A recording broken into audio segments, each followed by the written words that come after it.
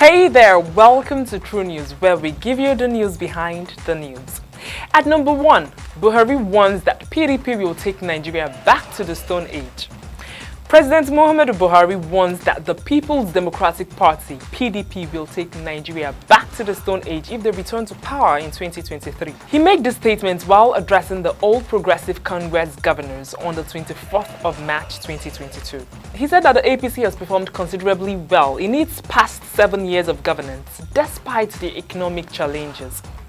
He went further to say, "Our aim must be to hand over to an APC government at the center and the great majority states.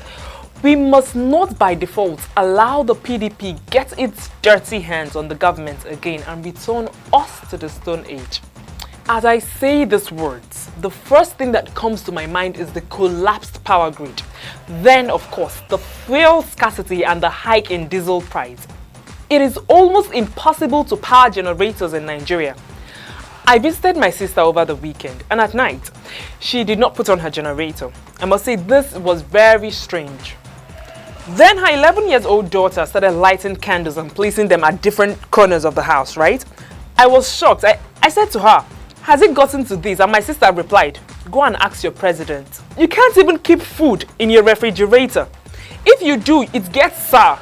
You have to reheat on different occasions to preserve your food." Under this APC administration, so I asked Mr. President, what age are we presently? The PDP is just a reflection of APC's filth. They are all cut from the same cloth. We cannot talk about the mess of these past administrations without talking about Nigeria's debt portfolio. The surprising thing is what the Director General of the Debt Management Office had to say about it in number 2. During an interview with the News Agency of Nigeria on the 24th of March 2022, the DG said other countries borrow money to fund budget deficits. Mrs. Oniha reckoned that successive Nigerian governments have had to resort to borrowing. She said, "The issue of debt has become topical in Nigeria, and sometimes it almost looks as if borrowing is an offense or a crime." She made this statement as if she's not aware of the borrowing culture of the Nigerian government. Okay, she added, "The first thing we must understand is that countries across the world borrow, be it poor countries, advanced countries, developed countries, emerging markets, they all borrow.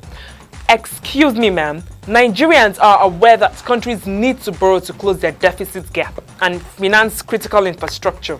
There are good and bad debts. Borrowing for consumption purposes, white elephant projects, and envision personal pockets of these corrupt politicians, the public and civil servants, is not good debt. That is bad debt. If you pretend not to know this, then I will pretend not to know that the present president of Nigeria is President Muhammadu Buhari. How can the Nigerian government keep borrowing money which they have no idea how to pay back? The Nigerian debt portfolio keeps skyrocketing. The inflation rate is not even helping matters. With the inflation in the country, if you borrow 50 billion naira today, it doubles within a few months. Madam DG, I assume this is your area of expertise. Kindly advise the Nigerian government on the effect of having a bad debt portfolio. Finally, on True News, a non-profit organization, ANAP Foundation, has appointed Nigerian comedian and skit maker Debo Adedayo, popularly known as Mr. Macaroni, as one of the celebrities to sensitize Nigerian youths on the 2023 electoral process. Mr. Macaroni will be working together with other Go Nigerian activists, which in no particular order are Atedo Peterside, Aisha Yusufu, Folarin Falana, also known as Falls the Bad Guy, and Bishop Matthew Kuka, amongst others. They are to encourage the youth to actively get involved in politics by picking up their permanent voters card in preparation for the forthcoming 2023 election.